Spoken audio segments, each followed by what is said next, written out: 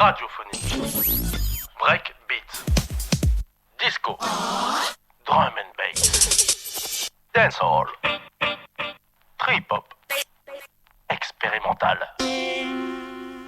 batucada, house music, hip-hop, rock, techno, afrobeat, lounge, step, jazz, underground, funk, minimal, groove, électro, vinyl me.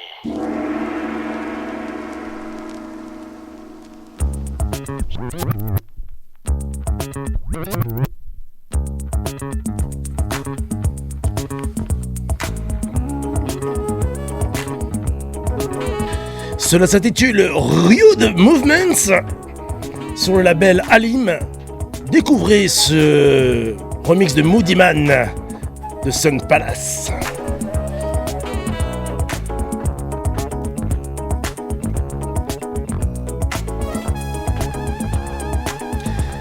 Bonsoir à toutes et à tous et bienvenue pour une heure d'émission avec notre invité, des vinyles bien sûr, de la chaleur humaine, au micro et aux platines, tout un programme.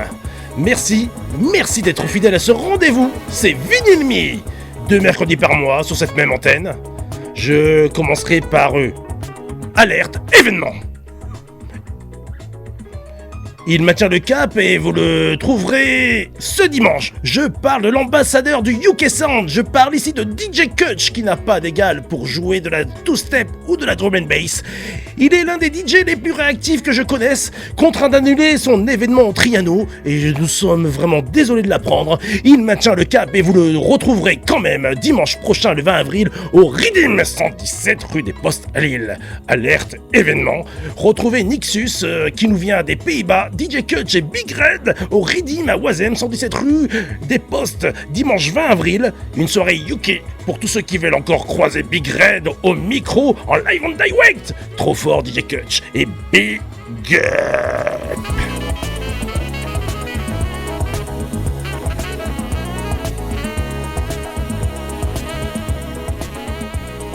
De nombreuses passions peuvent se conjuguer avec l'amour du vinyle et notre invité est au carrefour de nombreuses d'entre elles. Il s'exprimera à ce propos ici même au micro et aux platines de Vinyl Me. Mais comment introduire notre invité lorsqu'il a un parcours aussi riche ? Commençons peut-être par énumérer quelques-unes de ses passions. Je retiendrai l'amour de la musique à travers les artistes qui la produisent.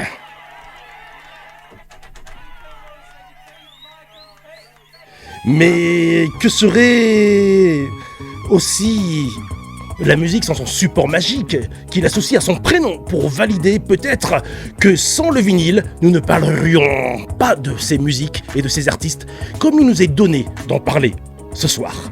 Mais que serait le vinyle sans ces magasins dédiés que sont les disquaires ? Oui, les disquaires. Et je pense que notre invité n'aurait pas assez d'une émission pour nous narrer l'importance de ces lieux hors normes. Vous aurez remarqué aussi que dans disquaire, il y a un sous-entendu, et pas des moindres, puisque c'est aussi un lieu de rencontre. Des passionnés, des DJs amateurs ou professionnels, des collectionneurs, des producteurs, voire des distributeurs ont investi ces magasins de disques vinyles authentique. Ce sera peut-être le moment de proposer à notre invité la définition selon lui du disquaire et de sa population, pour pas dire sa clientèle.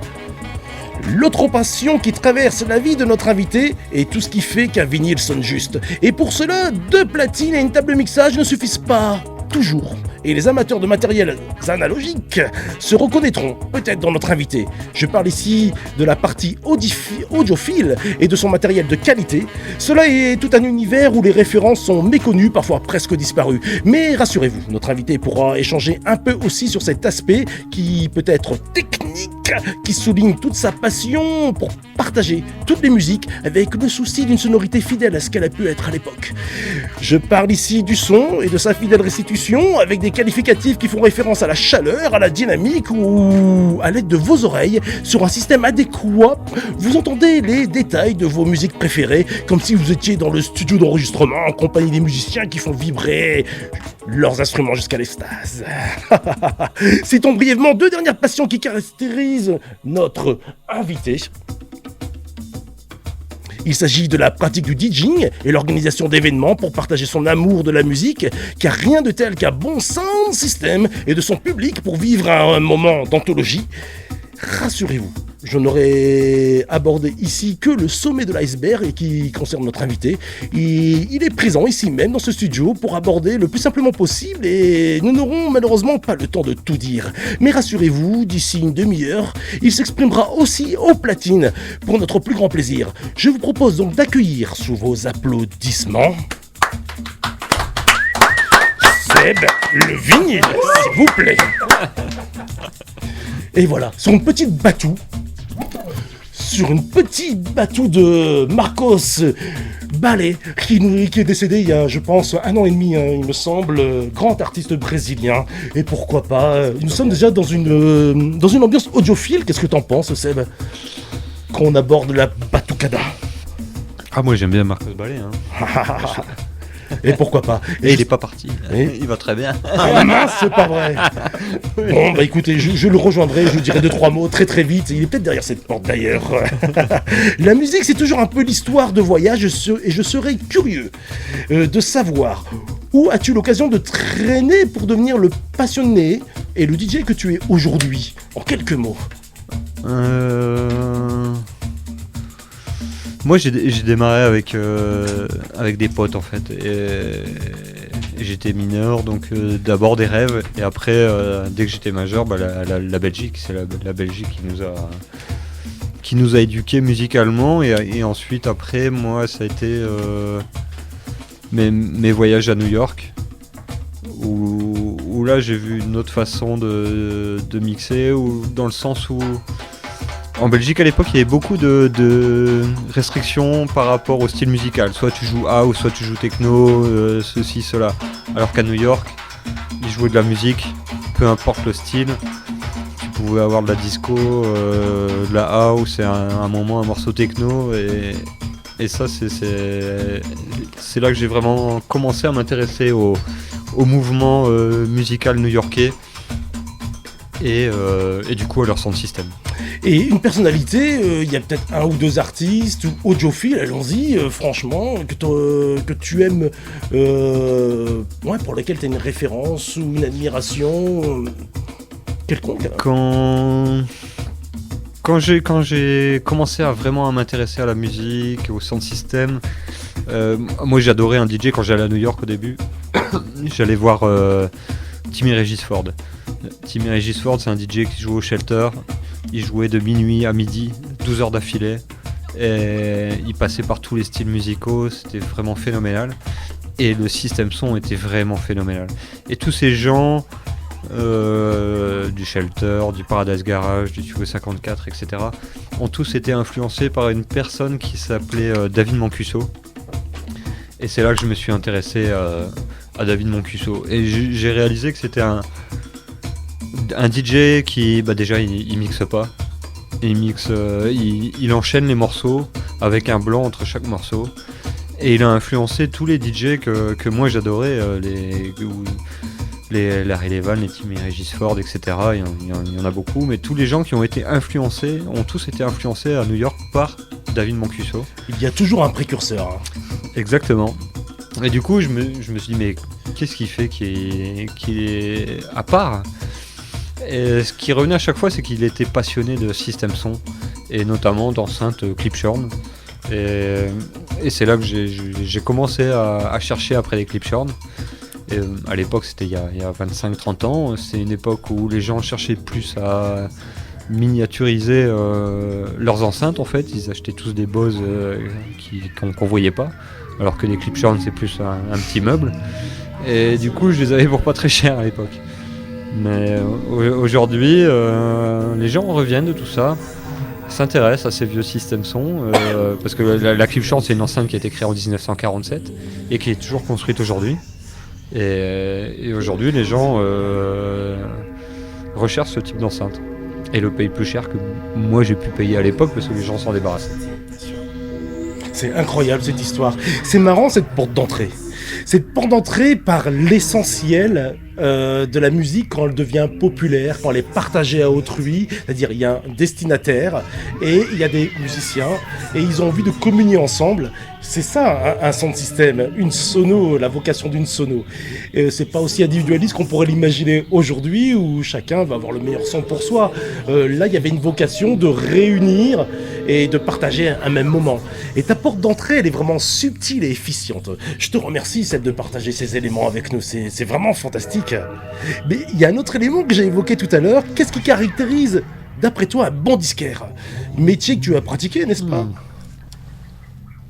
Oui, j'ai travaillé chez 12 Inch à Paris pendant plusieurs années et ensuite chez New Loop, qui était ici à Roubaix. Un bon disquaire. Il n'y a pas de piège, et il n'y a peut-être pas de bonne réponse. Il n'y a pas, ouais, je sais pas, un bon disquaire. Déjà, quand je rentre chez un disquaire, j'essaie toujours d'acheter au moins un disque. C'est vrai. J'essaye vraiment de supporter les disquaires parce que c'est dur pour eux.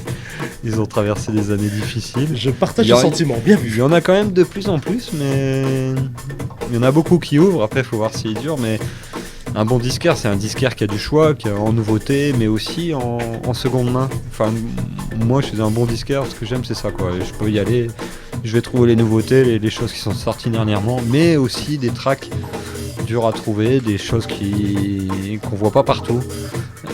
Et un bon disquaire, c'est aussi un bon patron, c'est quelqu'un qui va quand il va régulièrement, il apprend à te connaître et il sait les plaques qu'il doit te sortir et te vendre. Non mais c'est exactement ça. Et c'est ça un bon disquaire. Et oui, exactement. Quelle bonne réponse, hein. Et je sais que tu ne fais rien à moitié, que tu as le souci du détail et de la qualité. Être audiophile, si j'ai bien compris pour toi, c'est la continuité à la fois du collectionneur et du DJ que tu es. Pourrais-tu nous en dire plus ? La définition d'audiophile, c'est quelqu'un qui travaille sa chaîne audio. C'est ce que j'ai fait c'est ce que je fais depuis 30 ans, où j'ai appris en gros sur internet, hein. Merci internet pour ça, c'est hyper pratique, on a accès à quand même énormément d'infos par rapport à avant. C'est vrai. On peut comparer des produits assez facilement, même si c'est toujours plus facile d'avoir les produits pour les essayer, etc. Mais j'ai essayé de me renseigner à gauche à droite sur des forums, à des gens qui avaient des connaissances. Il y avait des forums à l'époque, le forum Waves de François Kevorkian, où il y avait beaucoup de gens qui étaient très, très sérieux avec tout ce qui est système son, où j'ai appris pas mal de choses et j'ai rencontré des gens très intéressants. Mais après on apprend sur le tas au fur et à mesure, c'est ça l'audiophilie, c'est de travailler sa chaîne au fur et à mesure. On démarre, on n'a pas de budget, on démarre avec un petit système son et puis on l'améliore au fur et à mesure des années, selon ses finances. Exact. Nécessairement, Donc, ne cachons rien, hein. L'aspect monétaire est important aussi. Mais qu'est-ce qu'une passion La passion, c'est ce qui motive aussi à aller toujours plus loin et on flirte toujours avec nos capacités monétaires, quoi qu'il arrive. Oui. Après, on est toujours en recherche d'apprendre. Moi, j'aime apprendre. Il y a des gens qui ont tellement de connaissances autant sur la musique que sur les systèmes son, que moi j'ai tout à apprendre. J'ai des connaissances, mais j'en ai tellement à apprendre que je me nourris des gens que je rencontre. C'est ça aussi la musique, rencontrer des gens. C'est ce que j'aime dans la musique. Ça m'a permis de rencontrer 80% des amis que j'ai aujourd'hui, je les connais grâce à la musique.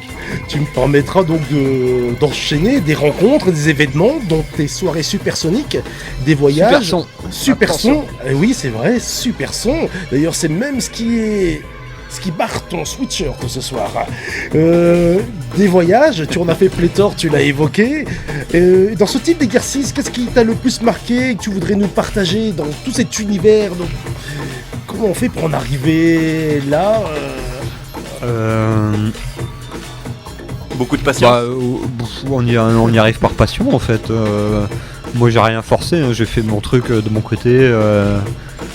C'était dans les années 90, je suis tombé là-dedans. Ce qui m'a impressionné au départ, c'était les DJ, la liberté qu'avaient les DJ de la musique électronique. Moi j'ai connu les premières discothèques où il y avait encore des slows, quoi. Donc quand j'ai été à ma première rêve, je vois des gens avec des cheveux rouges, des pantalons chelous et avoir une énergie de ouf, ça m'a impressionné et je suis tombé dedans d'abord par cette nouveauté qu'il y avait dans tout ça, et après je pense que j'ai découvert la musique. Parce que j'ai découvert la musique au fur et à mesure des années. Ça fait 30 ans, voire plus, que j'achète des vinyles. Et j'ai découvert d'abord la musique rave, donc assez énergique, techno, etc. Ensuite la house. Et la house, j'ai découvert que c'était énormément samplé. Tout ce qui est house de Chicago, c'était samplé de disco. Je me suis intéressé à la disco. La disco, ça m'a amené à la funk, le funk au jazz funk, le jazz funk au jazz, etc. Et après, je me suis intéressé un petit peu aussi au reggae, à la musique brésilienne, à la new wave. Et tout se tient. En fait, quand on me demande ce que je joue, je dis que je joue de la dance music, de la musique qui fait danser. Peu importe le style. Une bonne définition. Selon les gens qui sont devant moi, je jouerai le style que leur conviendra, où je sentirai où ils accrochent, et voilà. Le maître mot de ces dernières paroles, c'est comme humilité et curiosité. Je vais essayer d'enchaîner ce disque, je pense qu'il est trop tard, mais restez à l'écoute s'il vous plaît avec Seb le vinyle.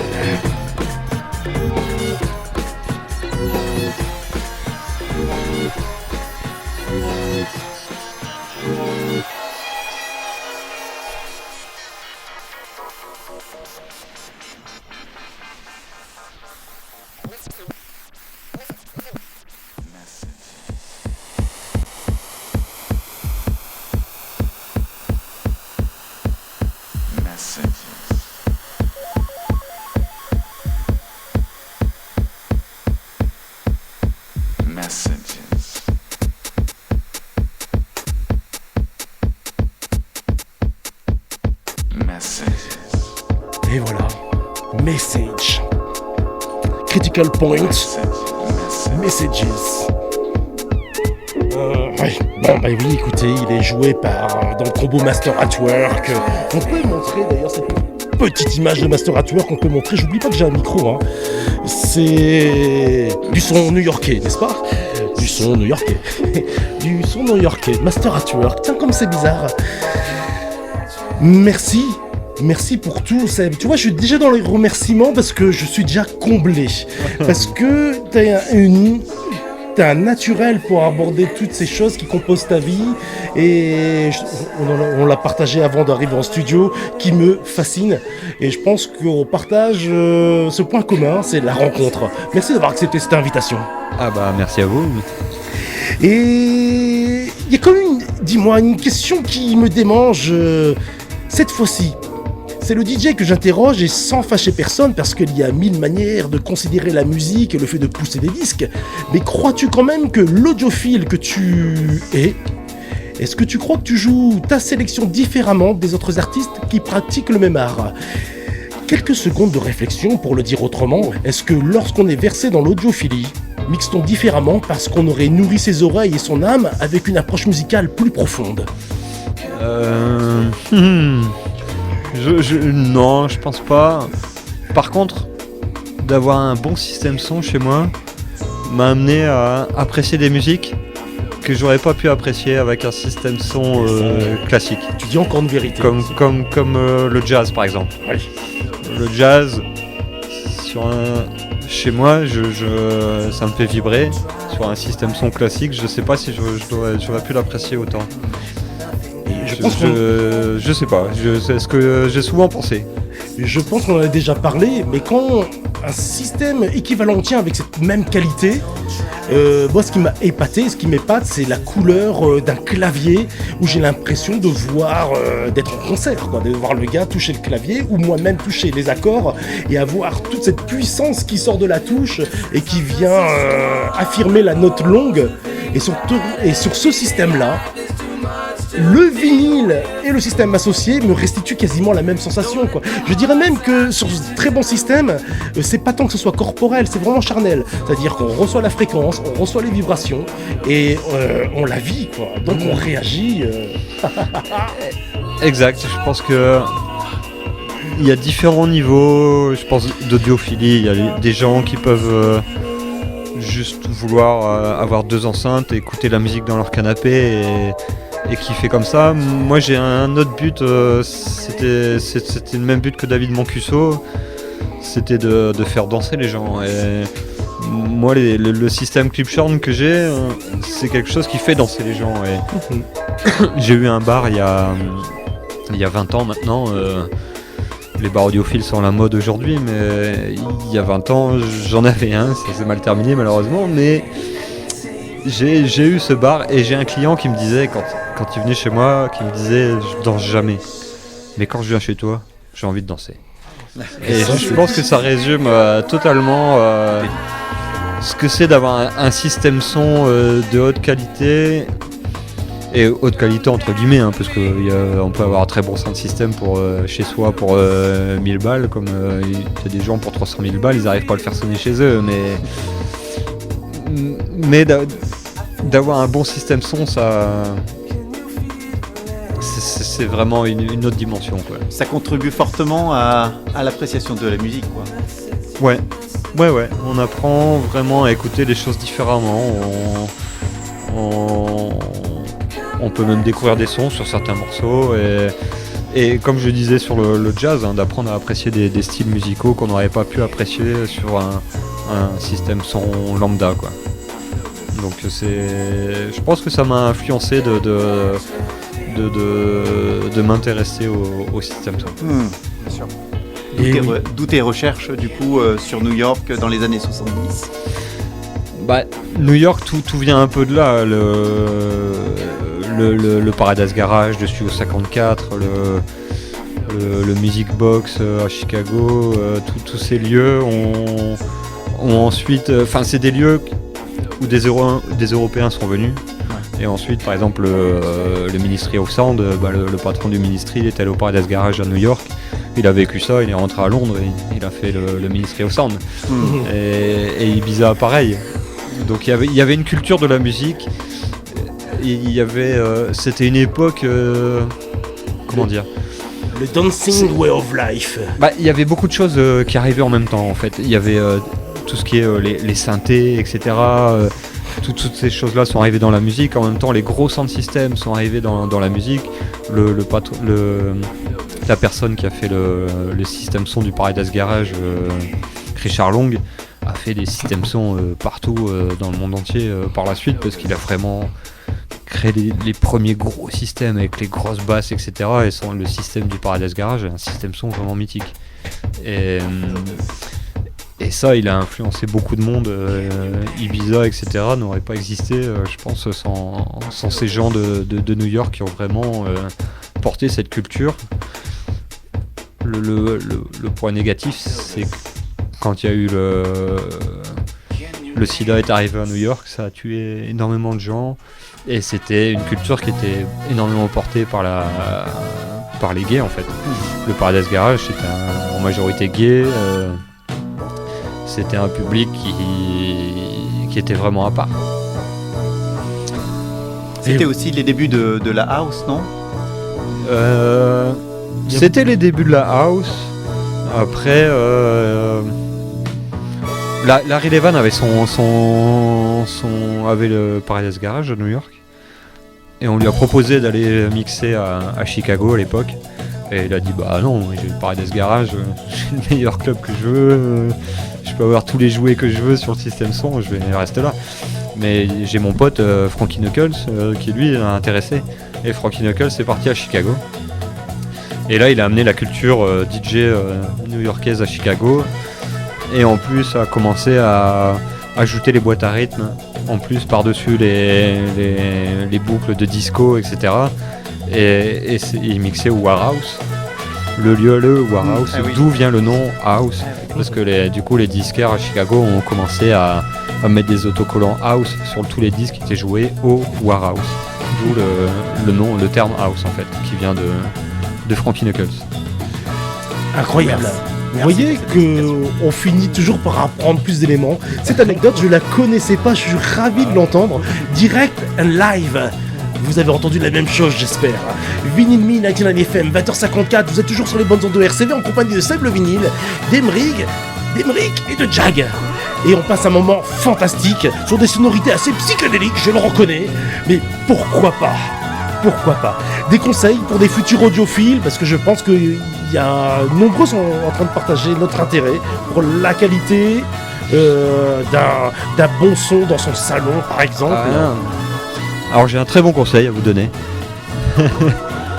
C'est de toujours être patient et de mettre le prix pour un produit. Si un bon produit se vendra toujours bien, même si vous l'aimez pas, vous le revendrez bien.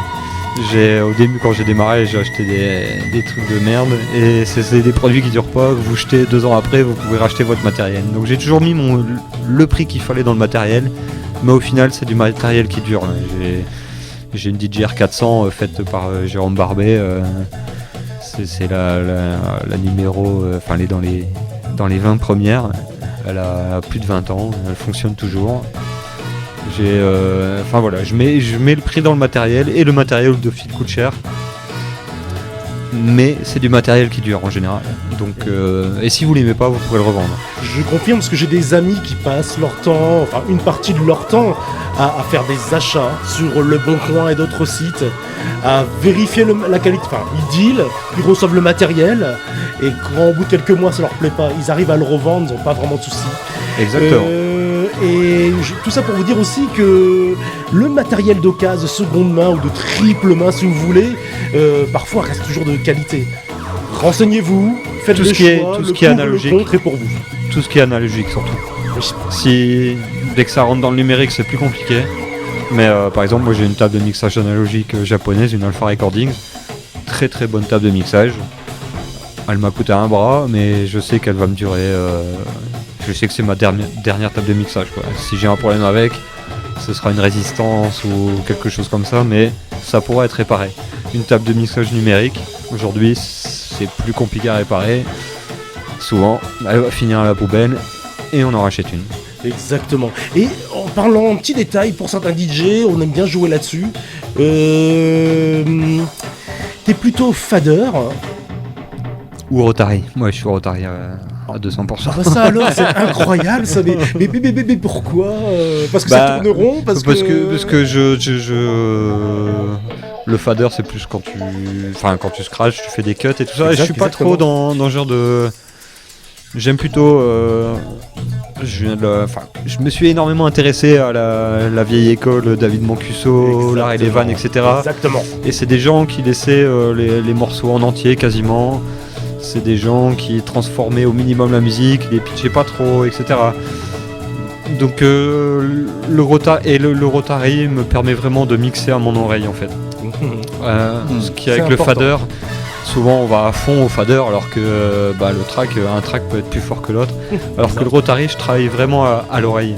Et c'est une façon de mixer différente et sur le Rotary, c'est vraiment très très progressif. On entend vraiment, si on amène un acapella de loin par exemple sur un instru, on l'entend vraiment venir de loin.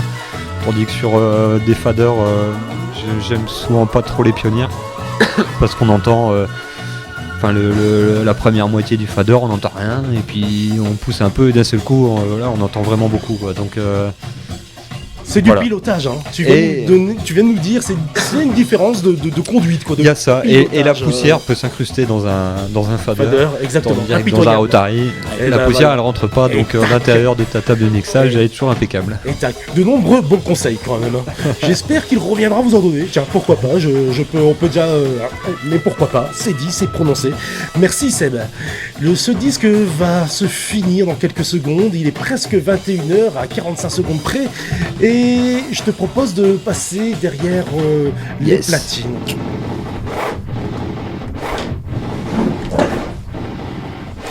L'interview, top. Ouais. Oh, c'était top, tu nous as régalé. Et oui, ça régale. On entend les voix off, c'est incroyable. C'est incroyable. Yap. Tu mets un truc ou... Mais oui, Sébastien, vas-y, passe derrière moi. Je retire ce vinyle dans un instant. Et oui, chers auditrices, chers auditeurs de RCV, nous voilà prêts à embarquer sur ce vol incroyable qui ne durera que une demi-heure avec Seb le vinyle au platine. C'est Vinyl Me, 99 FM, RCV. Faites-vous plaisir. Et puis n'oubliez pas ce petit mantra tout à fait sympathique que j'aime répéter 2 fois par mois ici dans ce même studio. Vinyl Me, Vinyl Me, Vinyl Me. Bonne écoute.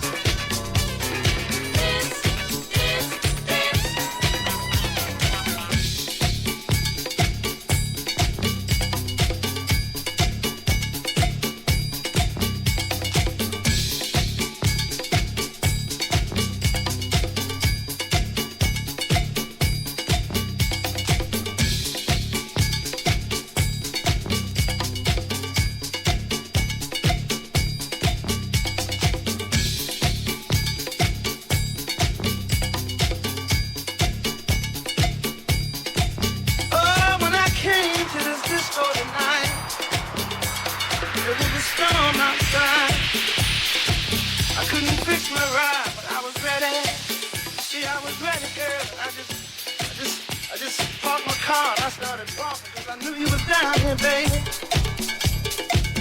I know I couldn't stand it with them guys saying your hips just moving and moving and moving, baby. I figured I'd better just come on down here. You know what I mean, baby? And keep my eyes on you, well, 'cause everybody likes the way you